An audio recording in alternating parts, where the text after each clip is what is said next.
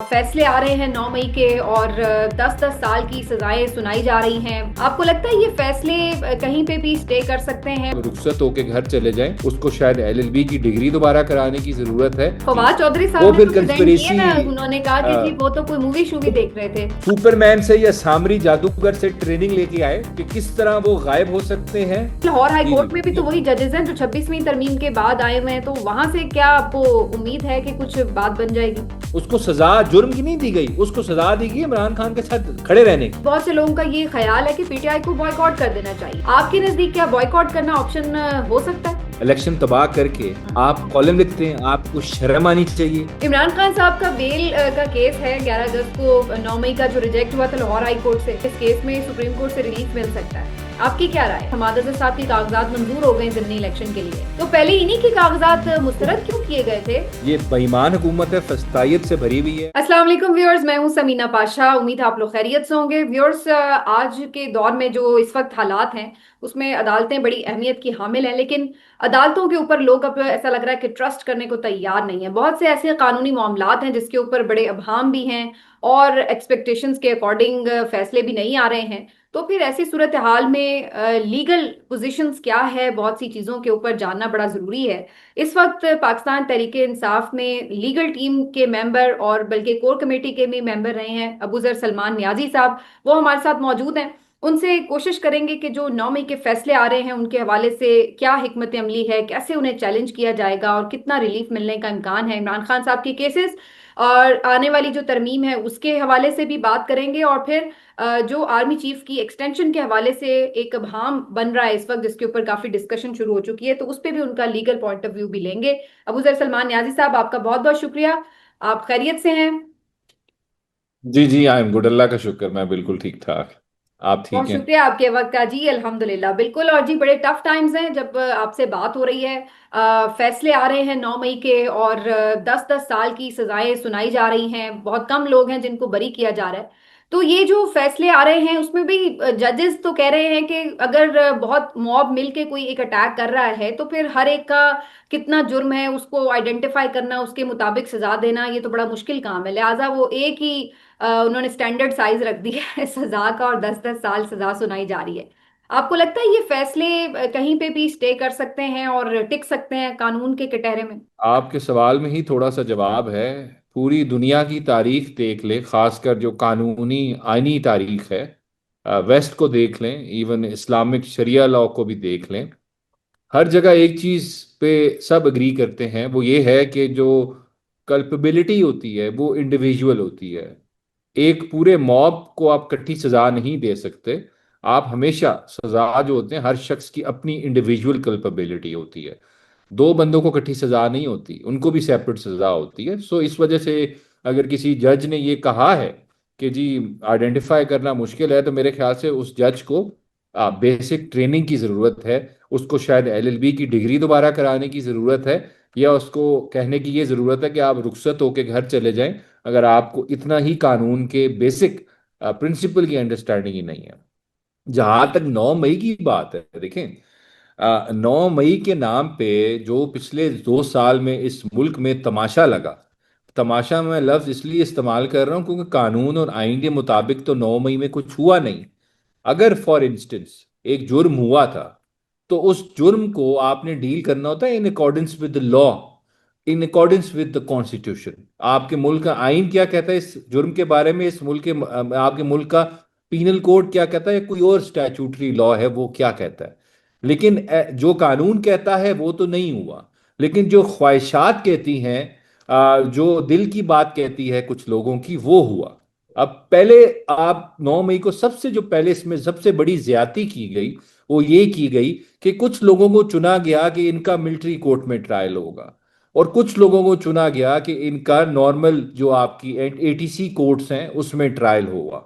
अब एक military court में किस तरह ट्रायल हुआ और किन लोगों को चुना गया, क्या क्राइटेरिया था चुना गया उनको मिलिट्री कोर्ट में आपने भेजा, और इस शख्स को दोनों इकट्ठे खड़े थे, ए और बी। ठीक। For instance hmm. A military court में जाएगा और बी जो है वो एटीसी कोर्ट में जाएगा। क्या क्राइटेरिया था, किस कानून के तहत आपने डिस्टिंक्शन ड्रॉ की, किसी को नहीं पता।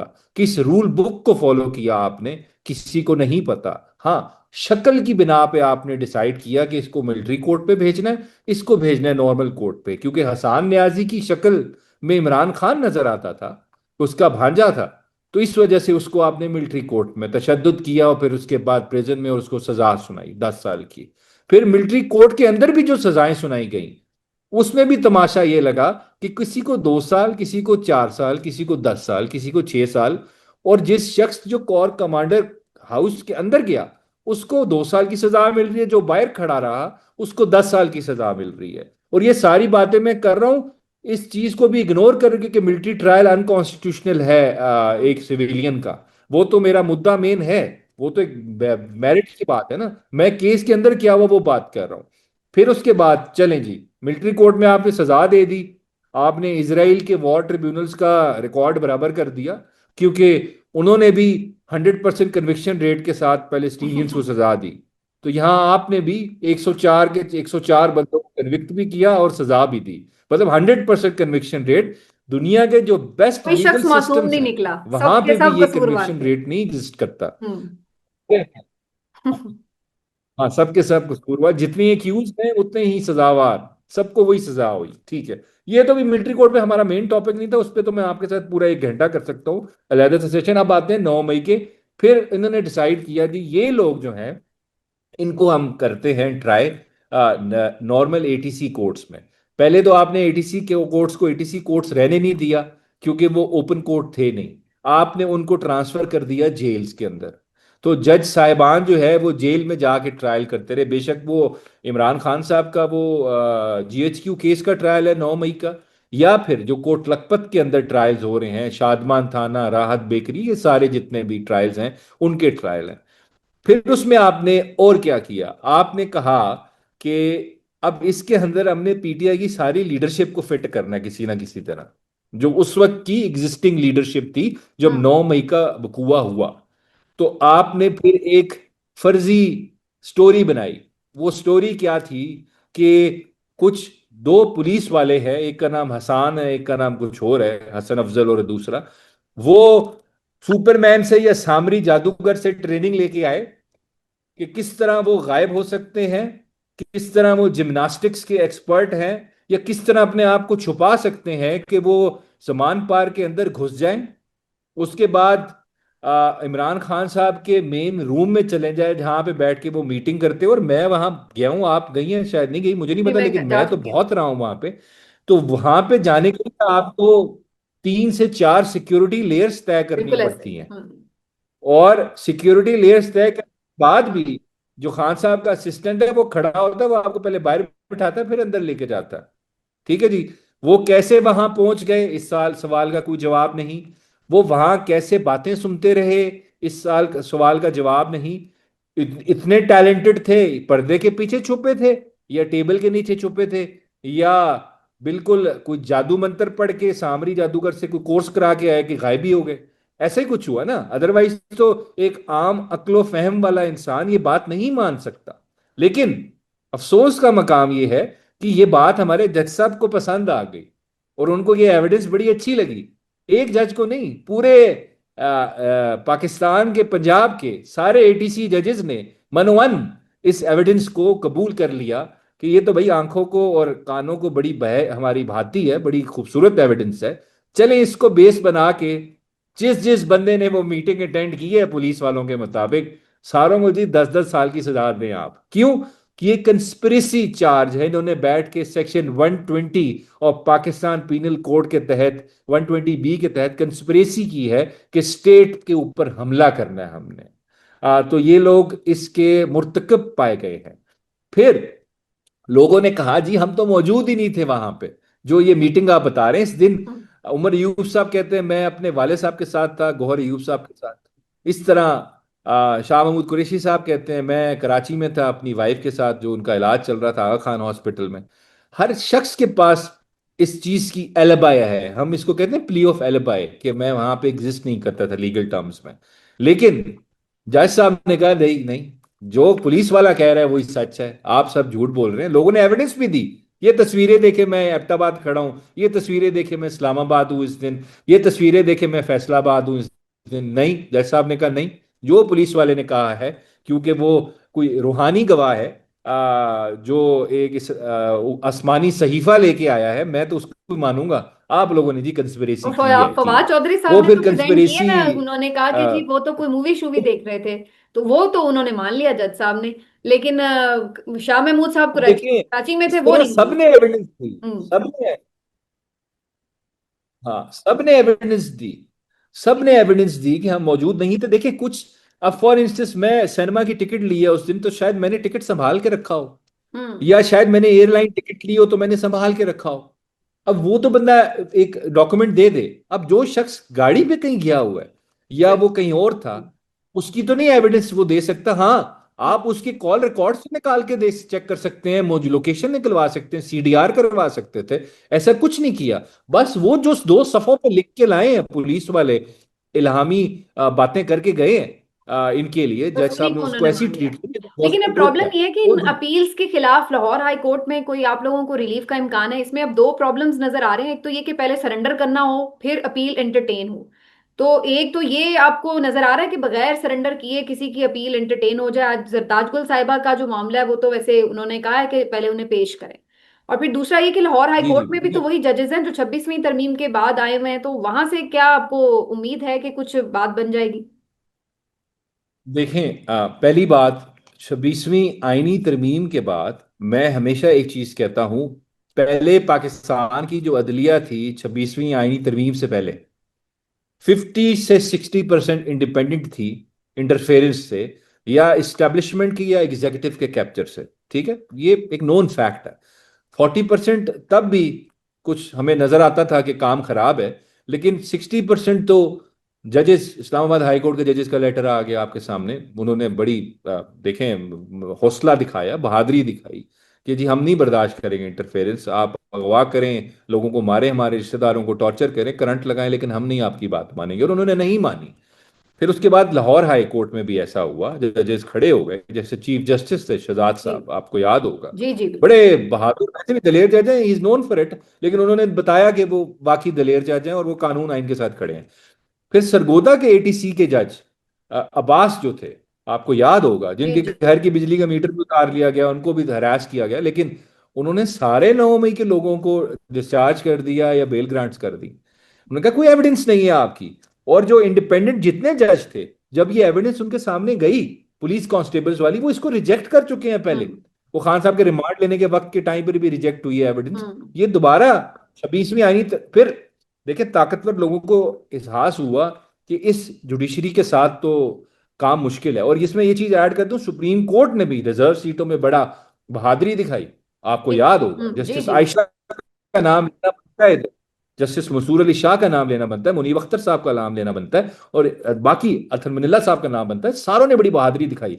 फिर जो एक मास्टर डिजाइन तैयार किया गया, ताकतवर लोगों ने ये सोचा कि ये तो काम नहीं बनेगा। हम जिस तरह चाह रहे हैं एक पार्टी को साइडलाइन करना या सजा देना है, उसको डिसमेंटल करना है, उसकी लीडरशिप को जेलों में डालना है, ये तो इस तरह बात नहीं बननी, हमें तो कुछ करना पड़ेगा।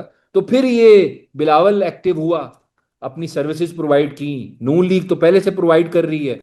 वहां से फिर 26वीं आईनी तरमीम आई, और जो जजेस का हाल हुआ जुडिशरी का उसके बाद, वो आपके सामने है। फैक्ट्स मुझे डिटेल में जाने की जरूरत नहीं है। इस्लामाबाद हाई कोर्ट में क्या हुआ, किस तरह जजेस मिनॉरिटी में लेके जाए गए, चीफ जस्टिस नहीं बनने दिया गया कियानी साहब को।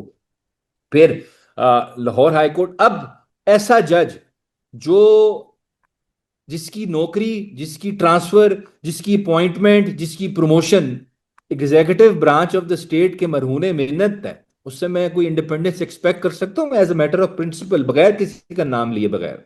तो इस हम्म वजह से ये तो जुडिशरी, अब इस पे मैंने तो, मेरे तो एज ए लॉयर शर्म भी आ रही है मुझे कहते हुए, लेकिन मैंने हाथ उठा लिए हैं, मुझे इनसे कोई तवक्को नहीं है। हाँ शायद कोई एक जज दिखा दे कि वो बहादुर है, आइन कानून के साथ खड़ा है, तो पूरी जुडिशरी का बेड़ा गर्क हो चुका है आपका 26वीं आईनी तरमीम के बाद। अब आपका सवाल, जो अपीलें फाइल हो रही हैं, देखें नॉर्मल कानून कानून तो ये है, जब आप कन्विक्ट होते हैं, अगर आपने अपील फाइल करनी है, सरेंडर करना पड़ता है कन्विक्शन के खिलाफ। आपने अगर अपील फाइल करनी है, तो ये सुप्रीम कोर्ट की जजमेंट कहती है, ये एक जनरल रूल है। लेकिन आइन या कानून में हमेशा एक प्रिंसिपल होता है, एक होता है जनरल रूल, एक होती है एक्सेप्शन उसकी। एक्सेप्शन तब आती है जब एक्स्ट्रा ऑर्डिनरी सर्कमस्टांसेस आए।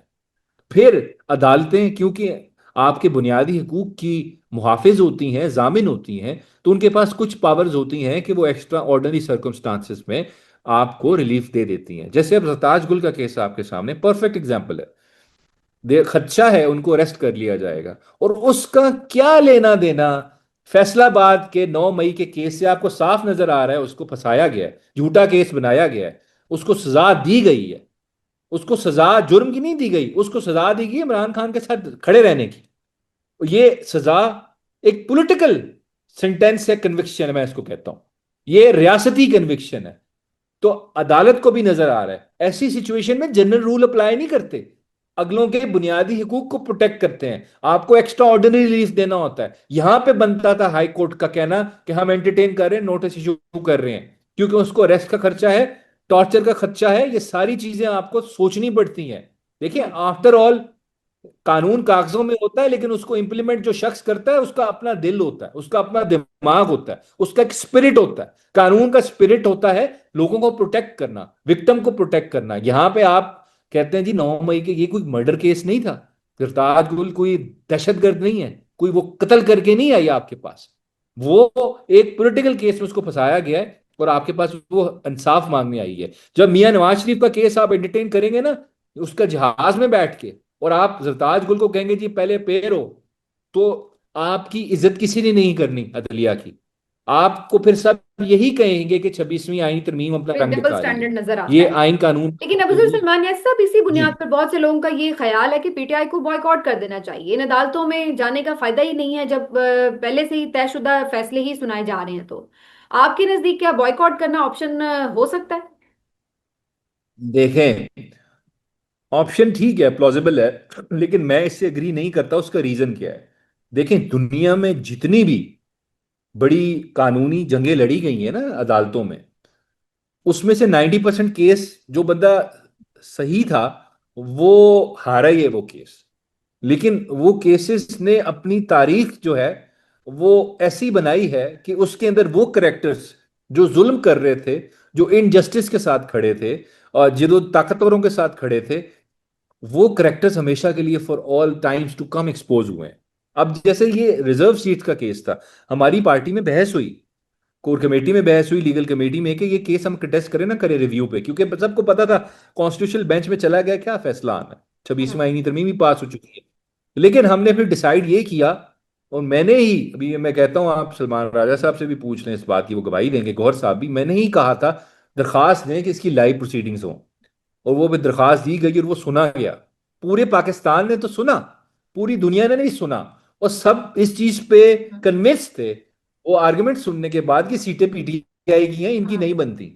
लेकिन अब तो जजेस मुखालिफ को वो जमातें भी चीज मान समझ गई थी। नहीं आई। एएनपी भी ये कह रही थी कि सीटें तो उनकी हाँ, बनती हैं और खुद हाँ, पीटीआई की तो बहुत से ये फिर, नामित हाँ, सहाफी और लॉयर एक्सपर्ट्स का भी यही तो मानना था कि सीटें तो इन्हीं की बनती हैं।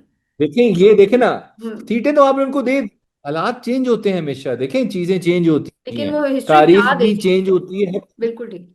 हाँ, वो ऐसे करेक्टर्स तो एक्सपोज हो जिन्होंने ताकतवर का साथ दिया। तो हम्म। इस वजह से आप ये सोचे नहीं कि आपने जंग लड़नी है सिर्फ जीतने के लिए। आपने जंग लड़नी है असूल के लिए, असूल के साथ खड़े रहने के लिए, और तारीख में जीतने के लिए, कि ये यार कल को ये कोई ना कहे कि जी मैंने इतना गद्दा काम किया। अब मैं आपको बताता हूँ, यार मुझे बताएं, जस्टिस मुनीर जो थे, ठीक है, उनके किसी रिश्तेदार को भी आप नहीं जानती होंगी, वो बताते भी नहीं है कि हम उनके रिश्तेदार हैं, ठीक। और ना उनके साथ कोई अपना नाम मुंसलिक करना चाहता है। हम्म। मैं इनफैक्ट किसी जज को अगर आप जस्टिस मुनीर कह देना, वो उसको गाली समझता है। तो वो उसको पसंद नहीं है मुझे जस्टिस मुनीर ना मुनीर कहे तो। चीजें जस्टिस मुनीर एक्सपोज हो रहे हैं ना इस सारे इंसिडेंट्स के बाद, वो आप देख लेंगी। और उसके बाद काजी फाइज ईसा, हम्म। मुझे बताएं, एक अखबार ने गलती से उसका इंटरव्यू छाप दिया, वो कॉलम, बड़े मशहूर अखबार ने, जी जी। उस अखबार को जितनी नुकसान हुई, तो बिल्कुल। मैंने, मुझे नहीं इन्फॉर्मेशन मुताबिक दोबारा उन्होंने मना कर दिया कि हम नहीं आपका छापेंगे कॉलम। और पहले तो खैर उनको शर्म आनी चाहिए थी वैसे ही कि आइन और कानून पे जी कॉलम लिख दिया कादी फायजीसा साहब ने, वो इंटरनेशनल लॉ के ऊपर, मुल्क का नेशनल लॉ आइन सारा तबाह करके, इलेक्शन तबाह हम्म। करके हम्म। आप कॉलम लिखते हैं। आपको शर्म आनी चाहिए। आपके अंदर इतनी इखलाकी जुर्रत कैसी हुई है कि आप कॉलम लिख रहे हैं मुल्क तबाह करके? और जस्टिस मुनीर तो अब मुझे लगता है वो ऊपर वो पीछे रह बैठ गई। के उसकी हो वो गई। पीछे रह गए हैं वो कह और रही थी काजी कि फाइजी से हाँ, आगे वो निकल गए। शुक्र अदा कर रहा होगा कि अब मुझे जो लान तान होनी थी वो कम हो गई है, मेरे बाद भी कोई पहले नंबर पे आ गया पहले और नंबर वो पर आ काजी गए। साहब उनका पहले नंबर ले गए हैं। इमरान खान साहब का बेल का केस है 11 अगस्त को, 9 मई का, जो रिजेक्ट हुआ था लाहौर हाई कोर्ट से। बहुत से लोगों का ख्याल है कि इस केस में स्टिल जैसी भी जुडिशरी है, लेकिन इस केस में सुप्रीम कोर्ट से रिलीफ मिल सकता है। आपकी क्या राय है? देखें, बिल्कुल जो फैसला आया नीचे वाली कोर्ट का, फिर लाहौर हाई कोर्ट का, बड़ा अफसोस का मकाम है। वही दो पुलिस वाले, हम्म। वही सामरी के शागिर्द, जिन्होंने गवाही दी, इमरान खान को भी इम्प्लीकेट किया बाकी लीडरशिप के साथ, उस उसको एविडेंस को मानते हुए बेल रिजेक्ट की गई। इनको पता होना चाहिए कि उस दिन खान साहब इस्लामाबाद में थे, 9 मई को उनको अरेस्ट किया गया, वो हालांकि कस्टडी में बाकी थे। जो 9 मई के ही और मुकदमात में इन एविडेंस को रिजेक्ट करके बेल ग्रांट मंजूर हुई भी है, ऐसा नहीं है जी कि जी नहीं जी, बिल्कुल होगी। बिल्कुल और बिल्कुल इन बिल्कुल 8 बिल्कुल। मुकदमात में नहीं हुई। लेकिन जो खान साहब की रिजेक्ट हुई और वो हम्म। सारी बेलों में वो यही थी, पुलिस वाले की गवाही जो गॉस्पेल ट्रुथ बन गई और उसको ट्रीट करके आपने बेल रिजेक्ट कर दी। और ये सुप्रीम कोर्ट, मुझे उम्मीद है, मैंने बेंच देखा है, कंपैरेटिवली बेहतर बेंच है। जी। तो आई एम एक्सपेक्टिंग इस बेंच से कोई रिलीफ आएगा। अच्छा, एक बात इसमें ऐड कर दूं, 9 मई का अब तकरीबन हम सारा डिस्कस कर चुके हैं। एक चीज बड़ी जरूरी देखने वाली है 9 मई में। देखें, 9 मई को ये इंस्टॉलेशंस पे, जिनको ये कहते हैं डिफेंस इंस्टॉलेशंस थी, कहते हैं जी उस पे हमला हुआ और रियासत पे हमला था, सारा कुछ था, हम उसका एहतसाब करेंगे, सारा कुछ का एहतसाब तो नहीं हुआ, खैर ड्रामा ही हुआ, आपने देख ही लिया। मुझे एक चीज बताएं, उस दिन मुल्क की आला अदालत, इस्लामाबाद हाई कोर्ट के अंदर वर्दी में लोग घुसे, उन्होंने गैर आईनी गैर कानूनी तरीके से इमरान खान साहब को अरेस्ट किया। सुप्रीम कोर्ट ने कहा कि गैर आईनी तरीके से किया, छोड़ा फिर, और बिल्डिंग तोड़ी, शीशे तोड़े, फर्नीचर तोड़ा, पूरा इंफ्रास्ट्रक्चर तबाह किया।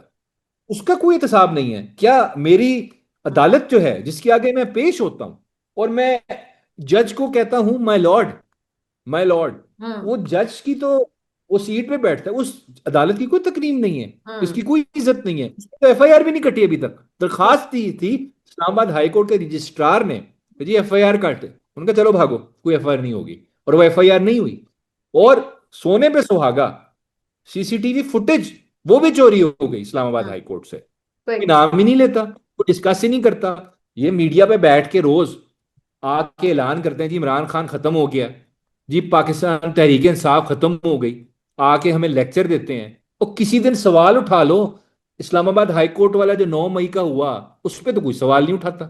एक दफा पूछ लो कि जी कोर्ट, और जजेस भी परेशान, खामोश, काजी फायद खामोश रहा इसके ऊपर, या अफरीदी साहब ने कुछ नहीं किया, इवन बंदयाल साहब ने एक्शन लिया, और इस्लामाबाद हाई वो कोर्ट उन के उस छह वक्त चीफ जजेस के जस्टिस खत साहब पे खामोश हैं, तो फिर हाई कोर्ट की जी इमारत तो शायद उनके लिए इतनी अहमियत की हामिल भी ना हो। लेकिन बिल्कुल। यहाँ पर हमाद अजहर साहब के हवाले से भी आज एक कामयाबी मिली है। मेरा ख्याल है आप ही उनकी चीजों को प्रोसीड कर रहे थे और हमाद अजहर साहब के कागजात मंजूर हो गए जिमनी इलेक्शन के लिए। तो पहले इन्हीं के कागजात मुस्तरद क्यों किए गए थे? अगर उस वक्त वो एलिजिबल नहीं थे तो अब कैसे वक्त भी मैं एलिजिबल? ही था, हम्म। उस वक्त देखिए, उस हाँ। वक्त भी मैं ही था, वकील मैं ही किया था। बल्कि मैं आपको एक वाकया सुनाता हूँ, ये बड़े मजे का है, इस हमाद अजहर के कागजात से रिलेटेड। पहले मैं ये बता दूं, देखिए, अब तो इन्होंने मेरे ख्याल से सीख लिया है कि हमने भोंडे तरीके से धांधली नहीं करनी, जरा थोड़ा सफाई सुथराई वाला काम करना है। ये फॉर्म 47 और ये 45 नॉमिनेशन में पेपर इतना फर्क ना रिजेक्शन हो। में नहीं है, ये अपने जो जिमनी इलेक्शनों में नया तरीका वारदात निकाला है। आरओ का दफ्तर बंद कर देते हैं, पहले स्टफिंग करके फॉर्म 47 इशू कर देते हैं, और मुझे पूरा शक है ये बेईमान हुकूमत है, फस्तायत से भरी हुई है, और ये हर चीज में इन्होंने अभी तक जो है वो अपनी दो नंबरी जो है पूरी तरह उजागर की है। और ये इनका अब नई टैक्टिक होगी, आप देख लेंगे, अभी खैर इलेक्शन होगा, आप देख लेंगे, आपको नजर सब छुपता क्या है। अच्छा, मैं आपको बताता हूँ, हमाद अजहर के जो पहले नॉमिनेशन पेपर थे ना, मुझे अभी तक याद है, हम जाना चाह रहे थे आरओ के ऑफिस में, तो आरओ के ऑफिस ने कहा कि ये पीपी की जो सीट थी, एमपी की सीट थी, उसके नॉमिनेशन पेपर्स की बता रहा हूँ, तो हमें आरओ के ऑफिस से कहा गया कि जी आप अंदर नहीं जा सकते, आप नॉमिनेशन पेपर्स नहीं फाइल कर सकते, आप भाई भागे यहाँ से। मैं था, मेरे साथ पूरी टीम थी, तो हम भागे भागे गए लाहौर हाई कोर्ट में, मैंने रिट फाइल की, रेट फाइल की। तो जज साहब ने कहा ये क्या तमाशा है कि आपको नॉमिनेशन पेपर्स नहीं फाइल करने देते, आप चलें जाएं, मैं आपको ऑर्डर देता हूं, आप जाएं, उस आरओ के दफ्तर में और कहें कि मैंने कहा है कि नॉमिनेशन पेपर्स फाइल करें। अब मैं जज साहब का नाम नहीं लेना चाहता, लेकिन हुआ क्या, मैं जब पहुंचा ये कह के कि जी जज साहब ने भेजा है, हाई कोर्ट के जज साहब ने हमें ऑर्डर दिया है कि आप जाएं, और उन्होंने इलेक्शन कमीशन वालों को भी कहा कि आप आरओ को फोन करें कि ये आ रहे हैं, इनके नॉमिनेशन पेपर्स एक्सेप्ट आप वो करें, एंटरटेन करें। तो अब मैं अंदर जब हम बाहर पहुंचे तो वही कोई 40 से 50 पुलिस वाले, और उसमें से आधे से ज्यादा वो थे जो पुलिस वाले नहीं थे लेकिन पुलिस का यूनिफॉर्म लेके फिर रहे थे। ठीक है, आप समझ रहे हैं कौन था। जी। अच्छा, फिर मुझे उसने कहा, बाहर जो खड़े थे, मैंने कहा मैं बड़ा चौड़ा होके गया जी, जज साहब का ऑर्डर है, अब तो अंदर जाएंगे हम। तो मुझे उसने कहा, पुलिस वाले ने बाहर, कि उसका नाम रफीउल्ला था, अभी वो मुझे याद है, उसने कहा कि मैंने कहा जज साहब का ऑर्डर है, हम अंदर जाएं। कहते हैं जज साहब को कहो आपका तो ऑर्डर है, लेकिन जो अंदर बंदा बैठा है ना अफसर किसी इदारे का, उसका ऑर्डर है कि आप अंदर नहीं आ सकते, जो करना है कर लो। ठीक है। अच्छा। अच्छा, मैंने कहा अच्छा ठीक है। मैं उसी तरह वापस गया, जज साहब को मैंने एफिडेविट लिख के दिया, और ये बातें मैंने लिखी कि मुझे यही कहा उसने, और मैंने उनको दिया कि ये जवाब है उधर से। और हम्म। जज साहब ने खामोश हो गए कि अच्छा मैं कुछ ऑर्डर करता हूँ। अब वो आज का दिन है, उसका दिन है, आज का दिन है, वो ऑर्डर नहीं आया अभी तक। ठीक है, चले, ना लेकिन पता लगा आपकी ये बार इन्होंने बात है एक्सेप्ट कर लिया। ना। ठीक। हाँ अच्छा, बिल्कुल। लास्टली अच्छा, वो रिकॉर्ड लिवाया जाए ना अगर उस जी, फाइल का, उसमें मैंने वो लिखा हुआ लेटर लिखा हो। पड़ा है कि ये मुझे कहा था उन्होंने, वो किसी दिन निकलेगा, तारीख निकालेगी वो भी। इंटरेस्टिंग। बहुत बहुत जरूर शुक्रिया आपका जरूर। अबूजर सलमान नियाजी साहब, आपने प्रोग्राम के लिए आज वक्त दिया। तो नाज़रीन, अबूजर सलमान नियाजी साहब की गुफ्तगू आपने सुनी। इंशाल्लाह अगले व्लॉग में आपसे फिर मुलाकात होगी। अपना ख्याल रखिए। अल्लाह हाफिज।